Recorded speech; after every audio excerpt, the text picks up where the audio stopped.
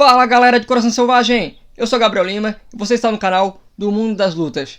O vídeo de hoje é sobre Bellator 223, é um card que vai acontecer lá na Inglaterra, é um card que tá até interessante, tem disputa de cinturão, tem Rafael Lovato Jr. vs Gerard Mousasi, tem Paul Daley, tem Erick Silva, tem outros nomes ali, tem James Gallagher, tem outros nomes interessantes no card principal. Eu não vou falar sobre o card preliminar, mas como eu falei em vídeo anterior do Bellator, o Bellator tem melhorado até seus cards preliminares, que antes era uma nojeira, vamos dizer assim, agora tá ficando de um nível aceitável.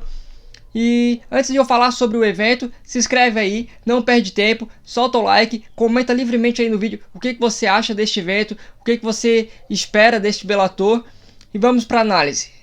O Bellator do dia 22 de junho, que acontece neste final de semana, tem como luta principal na Inglaterra Gerard Mousasi vs Rafael Lovato Jr. Vamos falar um pouco dessa luta principal. É uma luta que vale o cinturão dos pesos médios da categoria. Rafael Lovato Jr. vai tentar tirar o título de Gerard Mousasi, que é um ex-UFC, que é um cara excelente, é totalmente experiente, é um cara bom em todas as áreas, vamos dizer assim. Ele é bom de jiu-jitsu, o background dele é na trocação, mas ele é um cara completinho em todas as áreas, é muito difícil finalizar ele.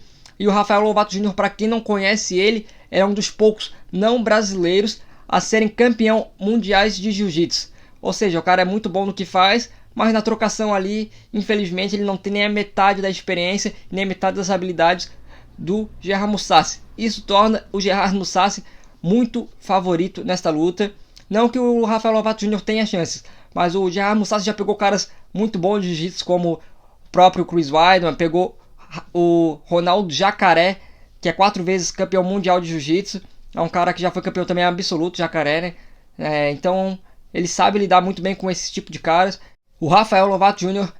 tem uma boa noção de jiu-jitsu. Quando ele pega caras excelentes em pé, ele usa o recurso do jiu-jitsu. Ele é um cara completíssimo, tem mais de 50 lutas, tem vitórias incríveis. Ele estreou no Bellator com uma vitória contestada contra o Alexander Shemelenko, mas foi uma luta muito equilibrada ali, dava pra dar pra qualquer um, apesar de que muita gente acha que o Shemelenko venceu.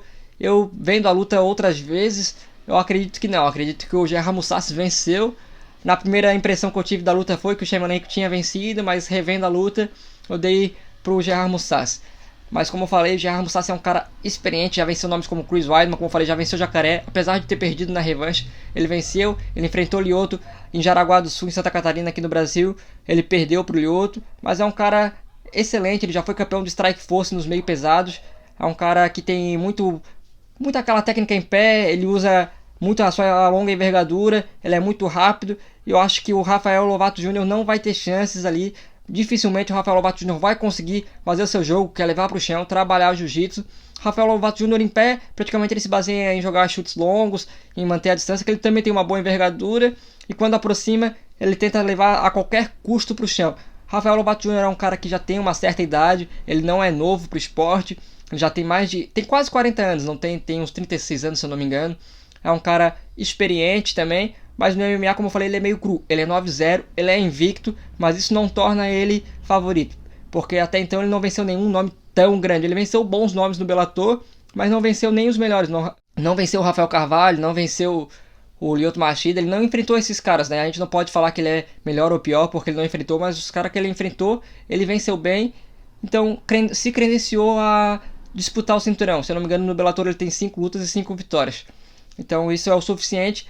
Como o Bellator tem poucos nomes, ele foi se credenciando a cada luta que ele fazia, e com cada performance finalizando seus oponentes, ele mereceu a disputa do título. A gente falou, a melhor arma dele é o jiu-jitsu, e provavelmente se o Rafael Lovato Jr. não conseguir colocar o Gerard Mousasi no chão, ele vai estar em longa desvantagem, uma desvantagem absurda, porque em pé o background do Gerard Mousasi é incrível. Ele é um cara experiente também no kickbox, que é a parte forte dele é o kickbox, como eu falei, ele é muito bom de chão, mas a parte dele em pé é incrível, ele é dinâmico, ele é rápido, ele tem bons chutes, tem bom soco, usa bem a envergadura, então fica complicado ali pro Rafael Lovato Jr., ele vai ter que botar para baixo a qualquer custo.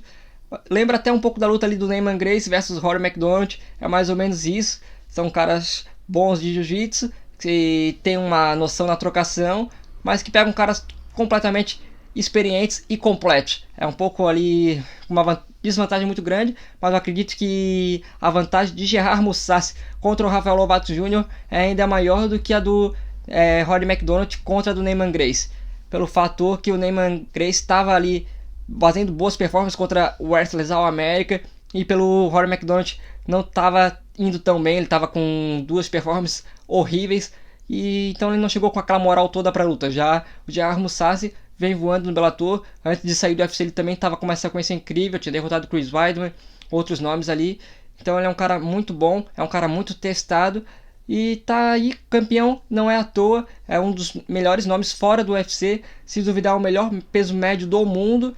A gente não pôde ter esse tirateima, infelizmente, mas é uma luta que seria interessante ver. Robert Whittaker versus Gerard Mousasi, eu gostaria muito de ver. Infelizmente essa luta não tem, pelo menos, previsão de acontecer, enquanto os dois estiverem em eventos diferentes, essa luta não acontece. E eu coloco essa luta aí a 75-25 para o Gerard Mousasi. Eu acho que ele é realmente muito favorito. As bolsas de aposta colocam ele como 82% a 18% para o Rafael Lovato Jr. Eu não acredito que seja tanto assim, apesar de que não tem como negar, mas eu coloco 75 ali a 25, eu acho bem justo. Outra luta também que vai ter neste card é entre Erick Silva, tentando encontrar sua primeira vitória no Bellator, contra também o experiente Paul Daley, que vai lutar em sua casa, né? Vai lutar na Inglaterra. Paul Daley tem um background incrível na trocação. Nessa última luta ele usou o recurso chão, que foi algo incrível, que a gente tinha o Paul Daley como o chão nulo. Não incrível na questão de que ele foi excelente no chão, mas foi algo que a gente não conhecia dele. Até então, todas as vezes que alguém levou ele para o chão, tinha passado o carro nele. E dessa vez eu acredito que ele vai querer manter a luta em pé, porque o Erick Silva ele é faixa preta de jiu-jitsu e faixa preta de judô. Eu acho que o recurso para o Erick Silva, que também é muito azarão nessa luta, é usar o seu jiu-jitsu e o seu judô, é aproximar, é colocar no chão, é colocar pressão. O Erick Silva ele não é um mau lutador, ele é um bom lutador, mas a gente já viu que o gás dele acaba com ele tem um primeiro round excelente, a partir do segundo round ele já cai muito de rendimento, e acredito que se o Erick Silva fazer o dever de casa, se grudar certinho, se colocar para baixo, não fazer tanto esforço, principalmente no primeiro round, não se arriscar tanto, não deixar o Paul dele se sentir à vontade na luta, ele tem chance sim. As bolsas de aposta colocam o Paul dele como muito favorito, mais de 70% para o Paul dele. Eu não concordo com essa vantagem tão enorme, eu acredito que sejam 60-40, porque o Paul dele também não é nenhum monstro, não é um cara tão incrível. Ele é muito bom na trocação, ele já venceu caras como Lawrence Lark, já venceu outros nomes, já lutou no Strike Force, já lutou no UFC. É um cara bem experimentado, tem mais de 50 lutas também no cartel. É um cara experiente, ele provavelmente tem treinado muito defesa de queda, que é o fraco dele, e é a única chance que eu vejo o Erick Silva ali. Claro que o Erick Silva pode nocautear, ele tem capacidade para isso, principalmente no primeiro round, mas se Erick Silva se arriscar trocar com o Paul Daley, provavelmente ele vai sucumbir. Paul Daley ele tem muita força na mão, ele tem muito punch, é difícil tu lidar com aquilo. Ele já nocauteou caras como Lawrence Lark, como eu falei, quando o Lawrence Lark estava controlando a luta. Brandon Ward foi outro que sofreu com a joelhada dele. Ele é imprevisível, ele é um cara rápido, em pé, você não pode se arriscar com ele.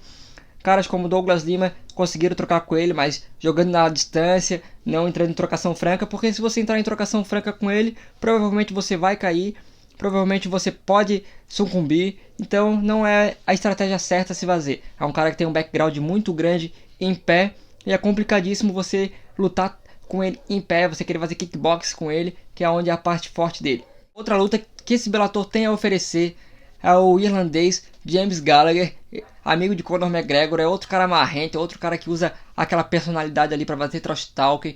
É um cara que perdeu sua invencibilidade para o Rick Bandejas, mas mesmo assim continua marrento. Na sua última luta ele venceu, fez uma boa apresentação e mostrou toda aquela marra.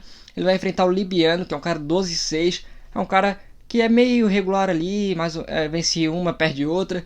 É um cara que eu já vi lutando, achei ele bem mais ou menos. Não é um cara totalmente ruim, mas é um cara que eu acredito que é pro James Gallagher vencer e voltar a ter uma sequência de vitórias. O James Gallagher, que tem o seu background, o jiu-jitsu, é um cara que sempre busca o chão, mas ele não alivia na trocação. Se ele se sente confortável em pé, ele continua em pé. E quando o oponente abre brechas, ele sim coloca no chão e trabalha a finalização. Que ele apesar de ser a companheiro de treino do Conor McGregor, ele tem características totalmente diferentes. Mas é um cara que, pra mim, nessa luta ele é 60-40 pra ele, ou até mais. É um cara que é muito favorito.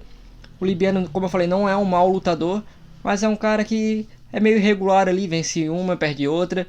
Então não dá pra confiar assim num cara desse. Acredito que eles querem realmente colocar o James Gallagher numa nova sequência de vitórias pra futuramente colocar ele numa disputa de cinturão, colocar ele contra os caras tops da categoria, pra fazer barulho no Bellator, pra vender ingressos. Acredito que o Bellator queira colocar ele ali numa sequência de vitórias para realmente conseguir vender o nome dele. É um cara que o Bellator tem trabalhado bastante no marketing dele. É um cara que, como eu falei, é amigo do Conor McGregor. É um cara que tem uma postura ali, que faz aquele trash talking. É um cara que provoca, então é um cara comercial. E é interessante o Bellator. E é interessante o Bellator ter um cara como esse vencendo, atraindo público, atraindo nomes, principalmente na Europa, onde o Bellator tenta conquistar muito público lá. O Bellator faz muitos eventos na Europa. E James Gallagher já chegou até a ser main event de um card na Europa, então é interessante fazer com que o guri vença para conseguir fazer ele vender ingressos, para conseguir alavancar ele no mercado do MMA. Outra luta que temos nesse Bellator é entre Melvin Manhoef versus Kent Kaufman, alguma coisa assim. É o cara que venceu o Alessio Sakara lá na Itália. É um cara mais ou menos, ele é bonzinho na trocação e acredito que essa luta vá se desenvolver em pé. Acredito que o Melvin seja favorito. É um cara que tem o kickboxer excelente. É um cara que vem do Muay Thai. É um cara incrível na trocação. No MMA ele ainda não chegou a vingar em nenhum evento. Ele é um bom lutador sim. Já foi muito melhor, né? Vamos dizer assim. Não está no seu auge. Mas é um cara que faz barulho. É um cara que vende bem na Europa. Principalmente pelo seu kickbox, pelo seu Muay Thai. É um cara que é bem conhecido do público. É um cara que já lutou em grandes eventos. É um cara que, se vocês sabem, é um cara das antigas, é um cara que tem nome. É importante ter ele nesse evento, é importante ter ele num evento da Europa, porque é um cara que atrai bastante público, que vende ingresso. Já que o Bellator não faz eventos pay-per-views, é interessante ter um cara como esse aí. Outro cara totalmente comercial que está neste Bellator 223 é Aaron Chalmers. É uma figura pública incrível, é um cara que teve a sua primeira derrota na sua última luta. Ele é 4-1 no MMA, ele estava se provando, ele tinha chamado falando que ele era de verdade. Nessa última luta ele sucumbiu. O Bellator estava montando o card ali para ele, estava fazendo ele vencer as suas lutas, mas infelizmente, para infelicidade dele, ele perdeu na sua última luta. E agora ele vai fazer o seu retorno. A gente sabe que o Aaron Chalmers não é nenhum craque em nenhuma área, mas ele se provou sim um lutador regular, um que dá para fazer barulho. Como eu falei, ele é mais comercial, ele é muito conhecido pelo público na Inglaterra, então é interessante ter ele em eventos lá, pela venda de ingressos. O público gosta dele, é um cara carismático lá, ele tem milhões de seguidores no Instagram, então é importante ter um cara desse no seu evento, né? Eu acho que quando se trata de um card na Inglaterra, colocar um cara desse como o Aaron Chalmers é interessante. É um cara que tem um cartel 4-1, como eu falei, não é um cartel irregular, não é um cartel horrível, é um cara com pouca experiência, é um cara que tem vitórias. E é um cara muito comercial, como eu falei, ele chama muito público e é interessante para vender ingressos. É um cara que não deve ter uma bolsa tão enorme, mas é um cara importante para o MMA na Europa. Outra luta que eu acredito que o Bellator esteja colocado aí neste card para mostrar o nível do cara é o Fabio Edwards. Ele é 7-0 no MMA, é um peso médio. Acredito que o Bellator esteja trabalhando ele para daqui umas 3-4 lutas colocar ele numa disputa de cinturão. É um cara bom, na minha opinião, é um cara que tem um background na trocação, é um cara rápido, ele tá evoluindo. Eu acho que o Bellator tá dando esse tempo para ele evoluir e chegar no topo com moral, chegar invicto, para quem sabe uma disputa de cinturão futuramente. O Bellator gosta de montar lutadores, gosta de fazer isso.